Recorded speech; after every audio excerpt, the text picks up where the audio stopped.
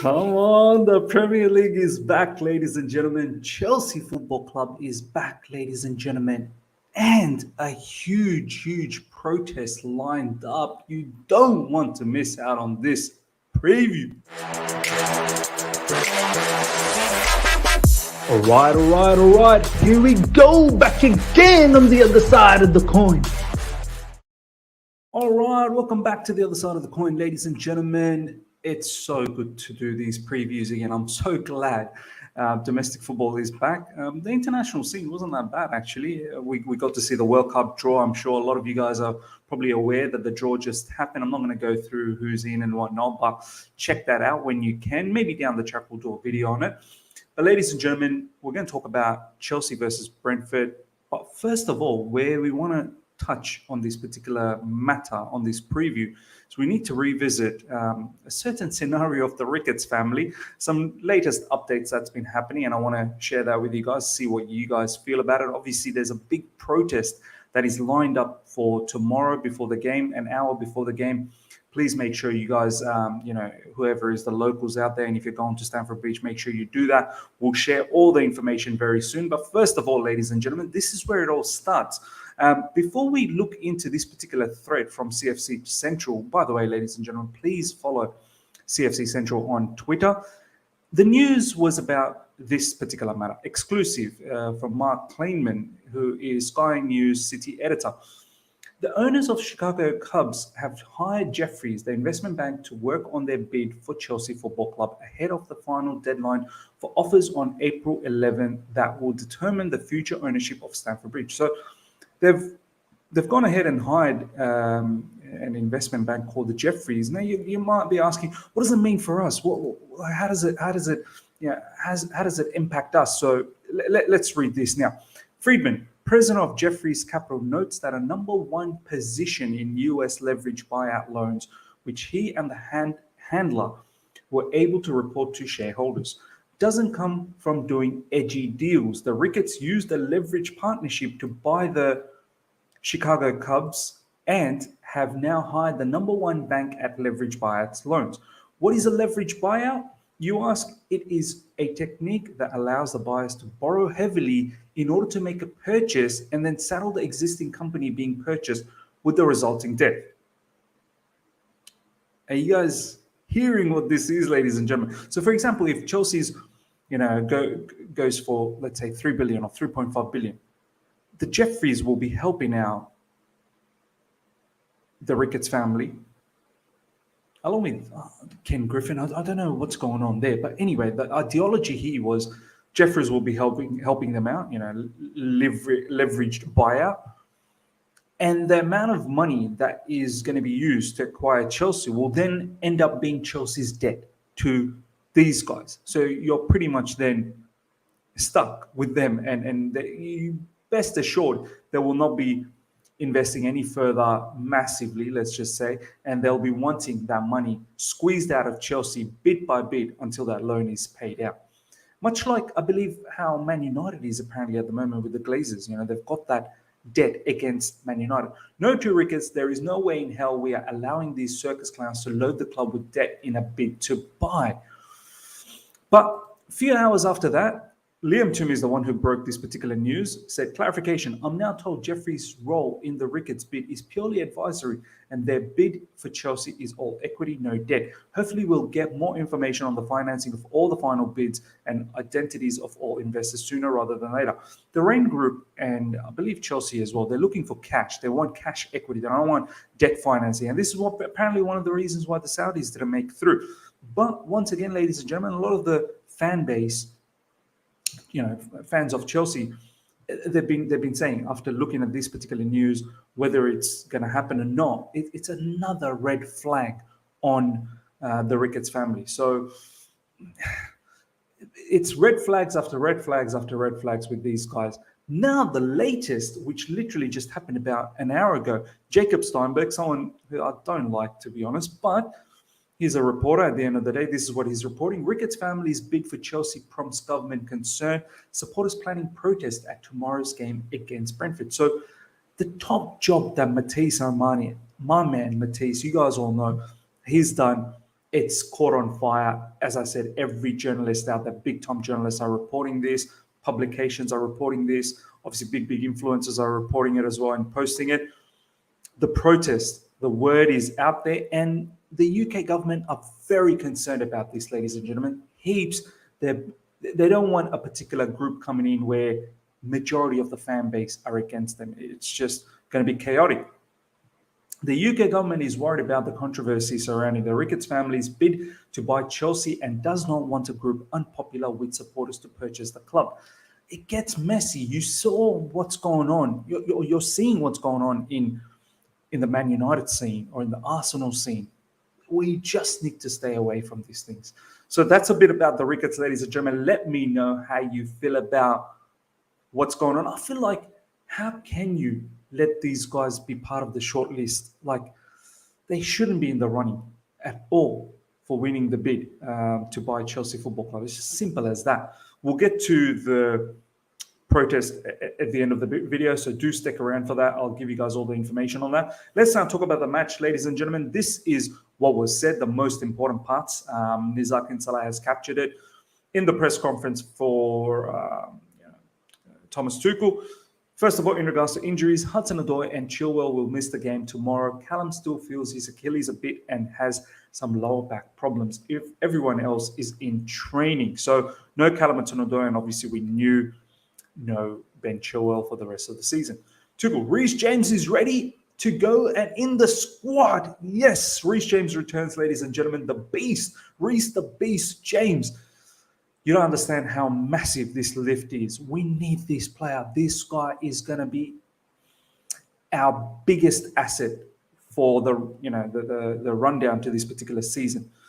This guy will be the game changer for us. He needs to stay fit. I'm a bit concerned because lately he's been picking up these niggly injuries, not just last season as well, this season. We need this brother to be in the field. But he's back, ladies and gentlemen. For me, he will start. He will start. I don't care. He's starting for me. Tuchel on Azpilicueta. I knew it was going to happen, that his contract was going to have an extra year. So Thomas Tuchel knew this. Obviously, these people, they know the ins and outs of all the contract, how it gets triggered and whatnot. It is good news for us. We have a contract and he has a contract. So there's a very high probability that he will stay. I feel like he will stay. I feel like he will honor it with all the uncertainties that's going on. And the uncertainty could actually work against us as well. But I feel once the ownership is done, he'll probably stick around for another season. We've got Reece James. Azpilicueta is a very good backup, I suppose. Look, he never gives us anything less than 7. So yeah, he is a good backup. Do we need someone better than him? Perhaps we do. We need a lot more pace as a right wing back, but he can fill in as a RCB as well. And let's not forget the leadership qualities. He's going to mean a lot to the youngsters that's coming into the squad as well. Hopefully, players like Chalobah, Leroy Colwell, if he gets an opportunity, he's going to mean a lot. And we need leaders. We need leaders in tough times. So I don't mind him having for one more season. If Azpilicueta is concerned that his position for Spain could be under scrutiny or under trouble if he doesn't get enough game time with the World Cup coming up this year, I feel like he'll get enough game.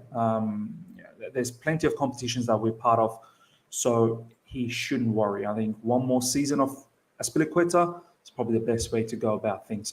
Tuchel and Rudiger's agent meeting Barcelona. I would try to meet him if it was not our player. We still have a contract and have a good chance to renew when the ownership issue is sorted.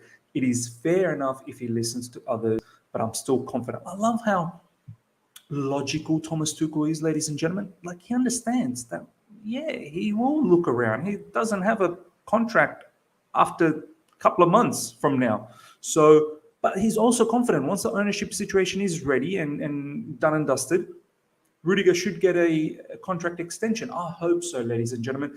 We can't lose Antonio Rudiger. Simply cannot lose Antonio Rudiger. It's so important to the entire scheme of things. Tuchel on Chelsea ownership issues. It is also my info that it is down to 4 and 3 will be further negotiations in the next week.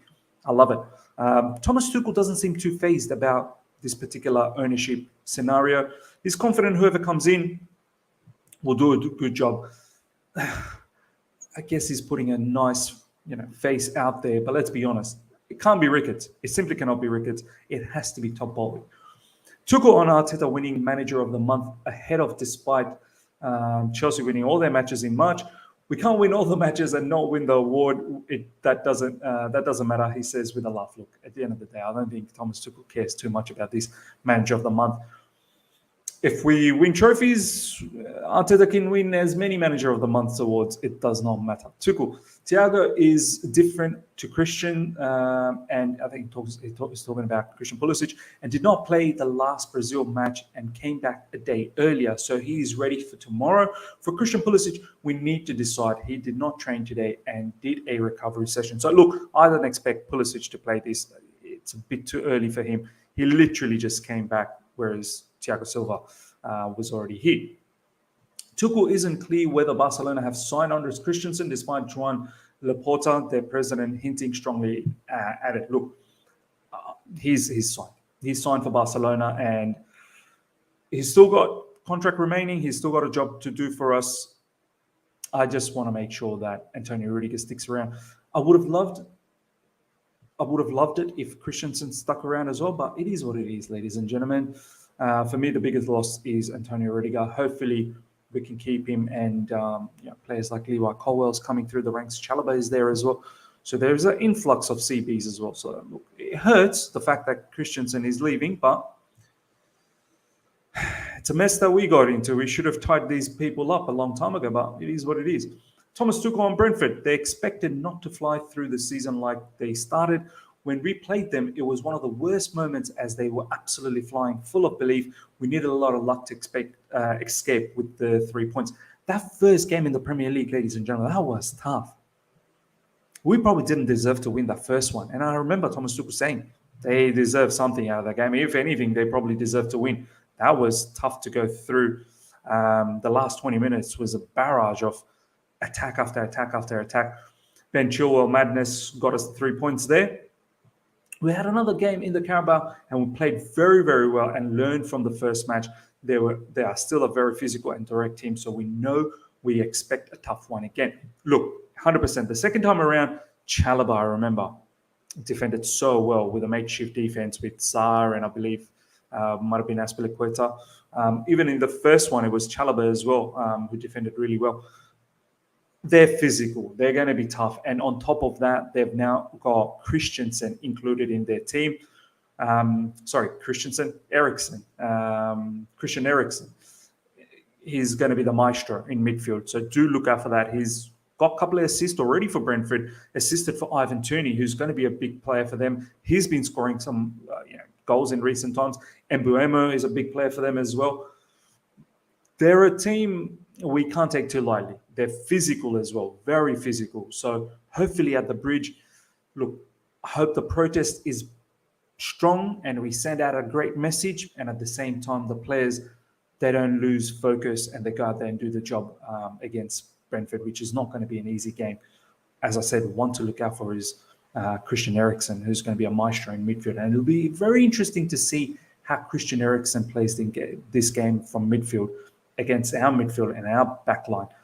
And Ivan Toney, obviously, a very, very big player for them. All right, ladies and gentlemen, before we get into talking about the team selection, please smash the like button. Take the opportunity right now to smash the like button. If you're here for the first time, subscribe as well. Hit the bell notification to stay in touch with all my content. We're going to cover so many things. Watch-alongs coming up for Liverpool, Watford. Watch-alongs, obviously, for Chelsea, Brentford. There'll be watch-along for Barcelona versus Valencia this weekend. And whole other videos that will be dropping left, right, and center about Chelsea news, about the Ricketts. You don't want to miss out. This is your place where you're going to get everything, and we're going to interact. We're going to have a great time. Let's do this particular team. For me, ladies and gentlemen, Mendy off the World Cup later this year. What a brilliant goalkeeper. For me, he's the world's top goalkeeper, for sure. Number one goalkeeper, if I even have to say. Winning all sorts of trophies, all sorts of awards. Now with Senegal into the World Cup, fantastic achievement. Antonio Rudiger, obviously in the World Cup with Germany as well, and hopefully the contract extension from Chelsea is done very soon. I'm going to put Silva straight away. I need a strong way to start this particular phase, the end game basically, and I want to start strongly with a banging team. So I'm not messing about anymore. Rudiger, Silva, RCB, ladies and gentlemen, Andres Christensen or Chalobah. Look, it doesn't really matter. We've got Azpilicueta as well. I'm going with Andres Christensen. Yeah, I'm going with Christensen. I wouldn't be surprised if it's Chalobah as well, to be honest. I wouldn't be surprised one bit.